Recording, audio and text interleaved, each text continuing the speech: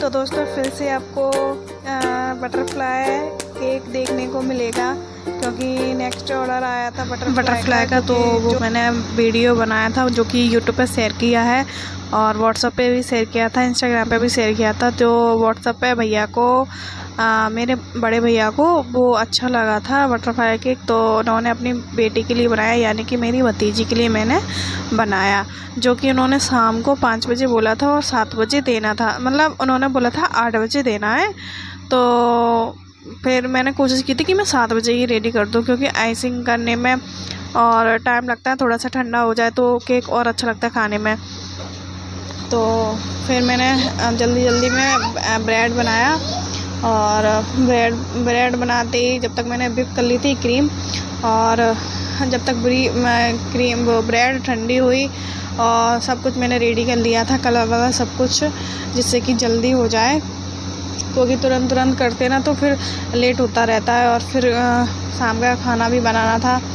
तो मैंने वही पाइनएप्पल फ्लेवर बनाया था, और फिर मतलब धागे से काटती हूँ मैं। तो वो मैंने सोचा क्या, मैं मतलब वीडियो बना ही रही थी तो बना ही नहीं वो धागे से, जो मैंने काटा था वो सिंपली। तो बाद में फिर बनाया, स्पंज बड़े अच्छे से बना था, और अब मेरे को अच्छे से आ भी गया है बनाना। लेकिन कभी कभी ऐसा होता था कि कभी जल गया है, कभी ख़राब है, कभी बना ही नहीं है, ऐसा होता था। लेकिन अब परफेक्ट आने लगा है मुझे कि हाँ कैसा बनता है। फिर मैंने वही 3 लेयर की थी, उसमें क्रीम लगाई, फिलिंग भरी पाइनएप्पल की, और फिर पूरा हो गया तो मैंने फिर आइसिंग के लिए नहीं रखा था, डायरेक्ट ही मैंने पूरी क्रीम उसमें जो लगनी थी वो लगा दी थी मैंने। और क्योंकि मैंने कहा बाद में कर लूँगी जो है, फिर मैंने बीच में से कट किया, वो जैसे बनता है बटरफ्लाई, तो कट किया मैंने और बना दिया। तो बेस इस बार मैंने बड़ा रखा था, पिछली बार छोटा हो गया था बेस, तो दिक्कत आ गई थी, उसमें बाहर निकल रहा था। तो इसमें भी मैंने बड़ा ही बेस रखा था, फिर भी इसमें निकल रहा था परफेक्ट, उसी टाइम पे ही आया था। तो फिर मैं सोच रही थी कि इसको मैं अलग तरीके से बनाऊं, जो कि कट के बनता है ना बीच में से, वैसा बनाऊं, जो उसके जो पर होते ना तितली के, तो वो जैसे कटते हैं वैसे बनाऊं। लेकिन मैंने काट लिए थे, काटा जैसे देखो आप देख ही रहे हो कि मैंने काट लिए थे, फिर वो शेप आया नहीं था, मुझे अजीब सा लग रहा था वो देखने में। देखो आप ऐसा वो लग रहा था देखने में, तो मुझे अच्छा नहीं लग रहा था। फिर वो मैंने क्या किया था, उसको क्लोज़ कर दिया था। हाँ, जो मैंने गैप किया था ना, फिर मुझे अच्छा नहीं लगा था, फिर मैंने उसमें ब्रेड फिर से लगा दी थी और फिर से क्लोज़ कर दिया था। मुझे अच्छा नहीं लगा तो फिर मैंने क्लोज़ कर दिया था ब्रेड लगा करके। फिर से वही जो ब्रेड मैंने निकाली थी वही ब्रेड मैंने घुसा करके उसमें लगा दी थी, क्योंकि मुझे ही वो दिखने में अच्छा नहीं लग रहा था। फिर मैंने कहा जाएंगे तो फिर नहीं अच्छा लगेगा। फिर ये घर पे ही जा रहा था मेरे पे, तो फिर मैंने इतनी उसमें फिनिशिंग, इसमें मेरे हाथ सही नहीं हुआ है इस तितली केक में, सब बताऊँ तो बात, क्योंकि ना अभी मैंने ये सेकंड बार बना रही हूँ तो फिनिशिंग इतनी नहीं आ रही। उसमें बहुत अच्छी फिनिशिंग आई नहीं फर्स्ट बार में, तो सेकंड वाले में जल्दी थी, में थोड़ी सी मेल्ट हो रही थी, तो फिर बनाया। और फिर मैंने इसमें सोचा मैंने नया डिज़ाइन बनाऊंगी कुछ अच्छे से, तो क्या हुआ मेरे से एक गलती हो गई थी। जो वाइट क्रीम होती है ना, उसमें मैंने सारा रेड कलर कर दिया था। तो अब रेड कलर कर दिया है मैंने, तो वो उसमें जो भी कलर डाल रही थी तो वो डार्क हो रहे थे, कोई हल्का नहीं हो रहा था, वाइट क्रीम बची नहीं थी।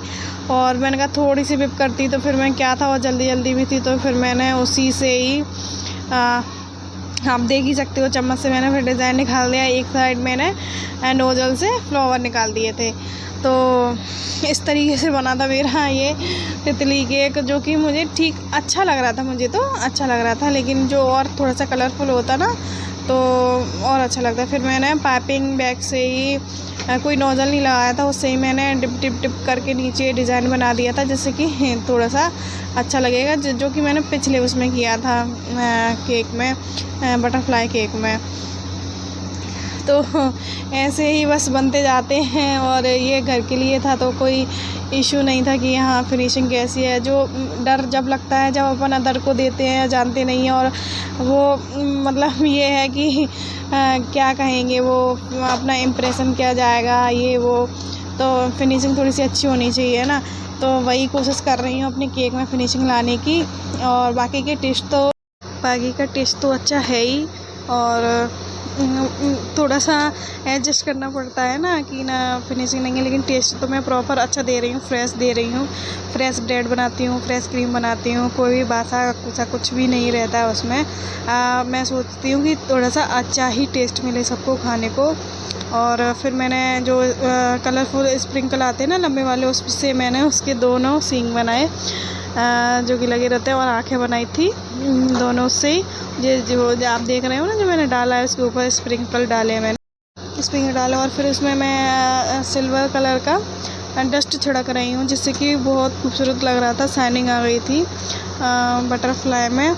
और फिर थोड़े से मैंने बॉल्स डाले थे, छोटे वाले सिल्वर कलर के बॉल्स थे वो। और इसी प्रकार हमारा ये केक बन के तैयार हुआ था। और आप बताइए कि कैसा लगता है, और प्लीज़ अगर अच्छा लगता हो तो सब्सक्राइब और लाइक कमेंट ज़रूर कीजिएगा कि कैसा लगता है केक। और जिसने नहीं खाया है, जो कि ग्वालियर में जो भी रह रहा है, तो वो ज़रूर खाएं मेरे केक को। थोड़ा सा फिनिशिंग नहीं है तो थोड़ा सा सस्ता दे देती हूँ मैं। और फिर मैंने इस पर जो मार्केट का जो नाम लिखने का आता है ना, तो वो मैंने ट्राई किया था कि मैं क्या कहते हैं बनाऊँ, उससे नहीं हो रहा था। फिर मैंने हाथ से ही जल्दी में, इतनी सी वाइट क्रीम बची थी बस, इतनी सी, जिससे कि नाम लग गया था और सिर्फ ये बन गया था। तो बस और नहीं बनी थी, वरना मैं वैसे तो मुझे ये वाला भी अच्छा लग रहा था, लेकिन थोड़ी सी डिमांड थी कि कलरफुल बटरफ्लाई होती तो और अच्छा लगता था। तो कोई बात नहीं, नेक्स्ट टाइम मैं कोशिश करूँगी। और देखिए, मेरे भतीजी का बर्थडे सेलिब्रेट किया था। कमेंट कीजिए।